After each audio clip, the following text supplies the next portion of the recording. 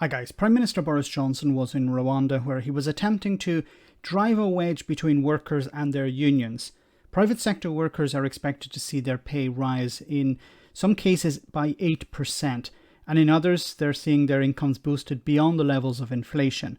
However, those in the public sector are struggling with an increase in earnings that is wiped out by the rising cost of living. Johnson somewhat admitted that, but then went on to suggest that train drivers earn a lot of money. Of course, this is a distraction from dealing with this crisis. Here he was speaking to Beth Rigby of Sky News.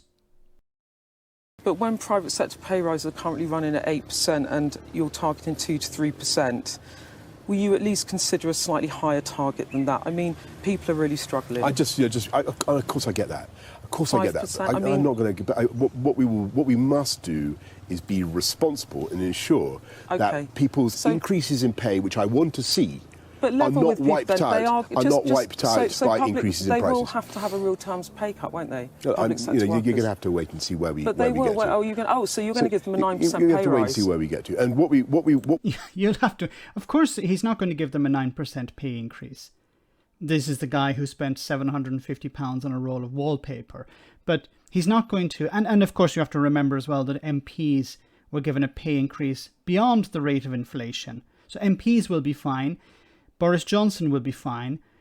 Some people in the private sector will be fine. And of course, the Tories are planning to lift the cap on banker bonuses. So they will be fine as well.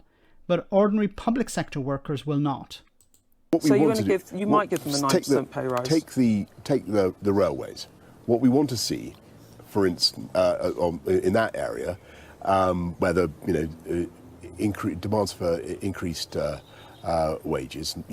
Train drivers are on 59,000. Some train drivers, 20% of train drivers are on £70,000.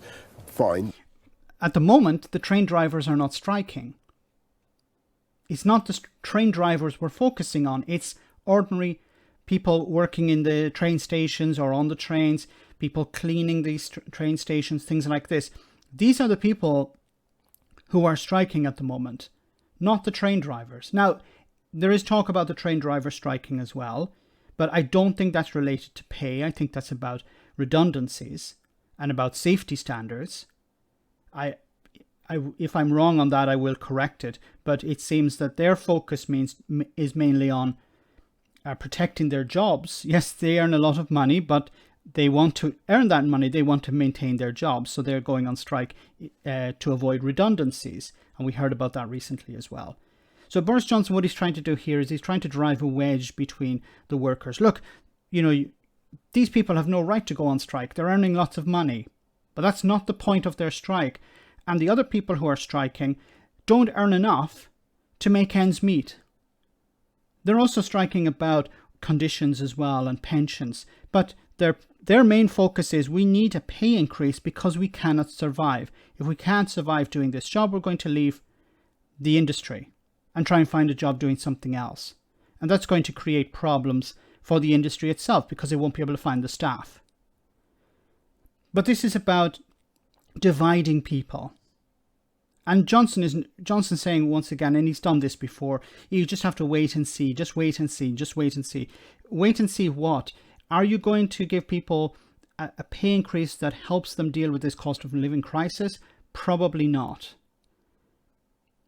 Johnson will be fine, MPs will be fine. Until they start to feel this, they're not going to really do anything about it.